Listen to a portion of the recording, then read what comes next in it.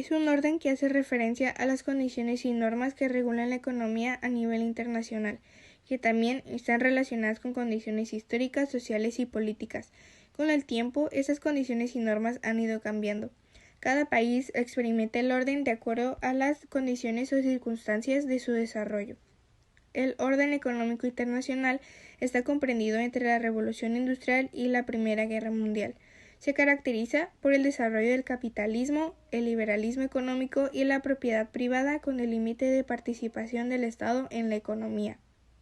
Este término surge en la Asamblea de la ONU en 1974. De acuerdo con la ONU, el orden económico internacional se regía por 20 principios para promover el progreso económico y social de los países, con principios de igualdad, soberanía y cooperación.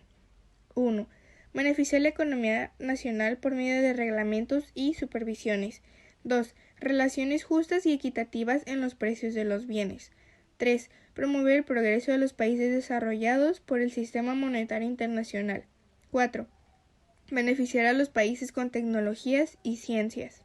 México tiene de dónde sacar petróleo crudo, pero no tiene la tecnología ni las herramientas necesarias para poder refinar el petróleo. En cambio, Estados Unidos tiene la tecnología para poder crear la gasolina. México le vende el petróleo crudo a Estados Unidos a un precio accesible para que ellos puedan crearla, lo cual hace que ellos compren en cantidades muy grandes. Cuando Estados Unidos crea la gasolina, se la vende a México a un precio mucho más alto, lo que hace que no se respete un principio que sería la relación de precios de los bienes y la tecnología. El no EI se acompaña de la globalización, que es un proceso por el que las economías y mercados adquieren una dimensión mundial, de modo que dependen cada vez más de los mercados externos y menos de la acción reguladora de los gobiernos, por lo que una parte de las decisiones de la nación se toman fuera de las mismas. Hacia la década de 1980, con la implementación del modelo neoliberal, se incrementó notablemente la globalización, fruto de una creciente apertura de las economías a mercancías y capitales del exterior, que se materializan en el protagonismo de los flujos en el mercado de capitales, en la expansión del comercio internacional y el crecimiento de la inversión extranjera directa. La globalización no solo es un proceso desigual entre países, sino entre sus diferentes niveles o dimensiones, pues de acuerdo con las necesidades del capital puede priorizar la globalización financiera sobre la productiva o comercial. Sin duda, la globalización ha traído consigo nuevas experiencias y formas de apreciar y aprender en todo lo que nos rodea, aunque es importante tener en cuenta que un mundo globalizado no necesariamente son favorables para el conjunto de las naciones y su población, ya que no siempre traen consigo bienestar y progreso.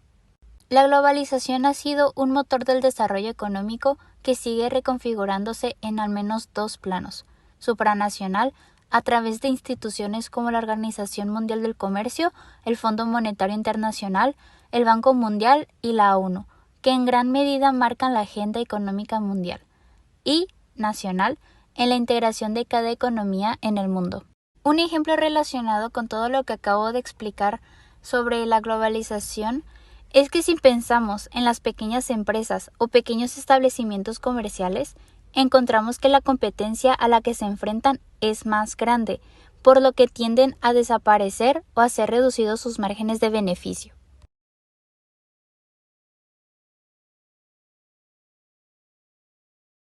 El neoliberalismo es un sistema político y económico. Es un sistema que tiene como antecedentes el que fue impuesto en Estados Unidos y Reino Unido. El neoliberalismo es adaptable, no tiene una definición en concreto, ya que cada país lo adecua a su situación, pero existe un mismo patrón y sus efectos cuentan con más similitudes que diferencias. Por otra parte, también tenemos a Adam Smith, quien planteó que la autorregulación en el libre mercado es capaz de generar estabilidad y un considerable crecimiento económico. El neoliberalismo se expresa en una reducción de los espacios de la participación pública en la economía, dando la preferencia a lo privado sobre lo público, lo individual sobre lo colectivo, y aquí es donde se da una libertad de mercado sobre lo político. El neoliberalismo es lo contrario a cualquier otra idea de organización, como lo es el comunismo o el socialismo. Como características a destacar del neoliberalismo se encuentra que existe una gran insistencia sobre que la iniciativa privada tiene mejores métodos para modificar dichos procesos económicos para que la clase obrera obtenga mejores ganancias.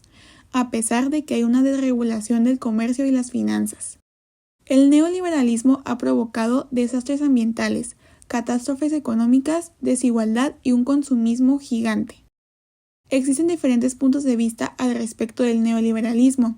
Para países desarrollados resulta un buen modelo de vida, mientras que en países subdesarrollados es imposible el poder llevar una vida digna.